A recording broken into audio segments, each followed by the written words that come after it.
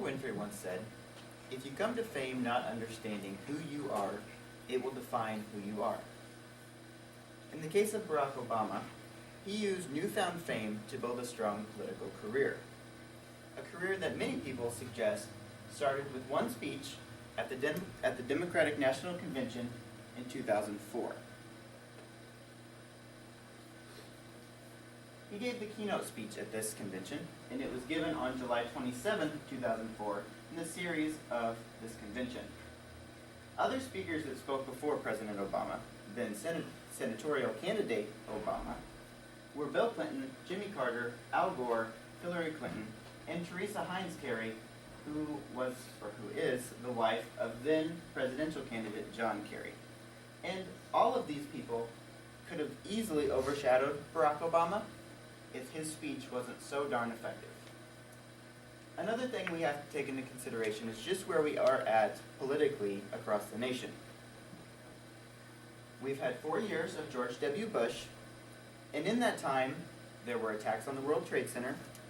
We entered into war, which scared so many Americans because war was so new to them. Many also thought that George W. Bush was incompetent to lead, maybe because of inability to pronounce words during public speaking events, or because of the Bush-Cheney-Pelosi stalemate that had been going on with all respects to legislation. So why do we care? Why does this speech make any difference to us, and why should we spend the next 4 minutes or so talking about it? Then senatorial candidate Barack Obama went from being unknown to one of the most popular politicians of our time just with one speech. One speech. This speech set the tone for a very rapid election as president in a mere 4 years because he was only elected a freshman senator in 2006. Obama didn't even know for sure why he landed the keynote spot. In his 2006 book, The Audacity of Hope, he writes, "The process by which I was selected remains something of a mystery to me." And that's according to Ryan Sheashire, who wrote for the Washington Post, and his article was published on August 12th of 2007. So just how did Obama become so popular? What was it about his rhetorical situation that helped him? First of all, his immediate audience was pretty forgiving. We can assume that it was a room full of a majority of Democrats. And it was a welcoming audience. There were lots of clapping after his main points. There were Obama signs everywhere because he was in the middle of a campaign as well. The Democrats declared him pretty much the future of the party on the spot, and Americans across the country saw this enthusiasm at the Democratic National Convention, and they were delighted, regardless of their political background. Before declaring candidacy for president in 2008, then Senator Obama even enjoyed a comfortable relationship with the Republican Party. He would say things like, "People know that Bush isn't the cause of every problem in the world, and they know that Democrats aren't a bunch of raving lunatics." He said that to CNN reporter Todd Leopold, who published it in July 2004. The American public was reached on a large scale by TV, magazines, and newspapers. This particular headline hit the Allegheny Times on July 27, 2004, and it asks if Obama will fall victim to the same curse that had been going on with other keynote speakers, which they give the keynote address and then they fall out of the spotlight because they did so horribly or they just aren't that interesting. We of course know that that didn't happen. His speech was seen as refreshing across the country to the American public. Regardless of his brief but far left voting record, he met everyone in the middle that night. He said things like the first line up there, "And fellow Americans, Democrats, Republicans, Independents, I say to you, tonight we have more work to do."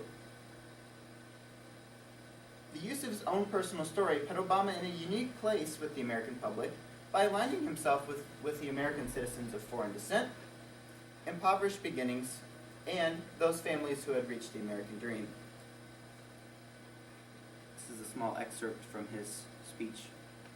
My parents shared not only an improbable work, they shared an abiding faith in the possibilities of this nation.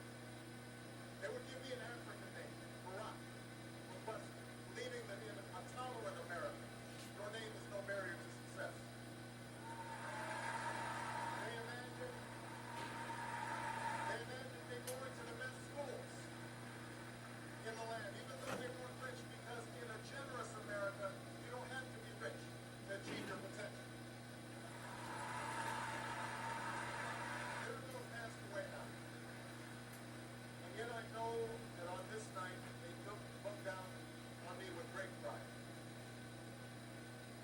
So his tone used throughout the speech was very well paced.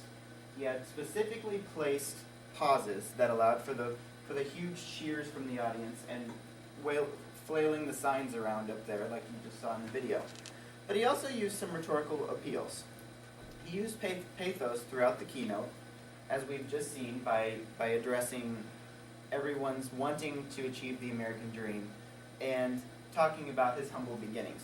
But he also used logos when he said something like what we have here.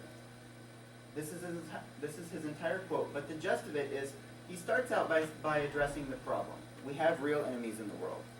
And he uses logical understanding to say that John Kerry was a Lieutenant Kerry, and he's not going to hesitate one moment to use military might to keep America safe and secure, just like he did many times while on the battlefield in Vietnam.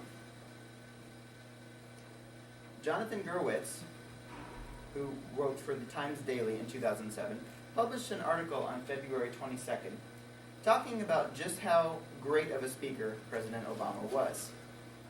He said, "So while Obama may lack a long record of political accomplishment, and what record he has places him well to the left of mainstream America, he has a talent with words and a towering presence that make him a formidable force. Lesser politicians can attack him for it, but they don't get it. More importantly, they don't have it." So why do we care? What happened as a result was Obama skyrocketed to the top of his party, and as we all know, ended up as president. Although defined by his sudden fame, Obama also chose to use his fame to further his political causes and attempt to better our country. This all started with one speech.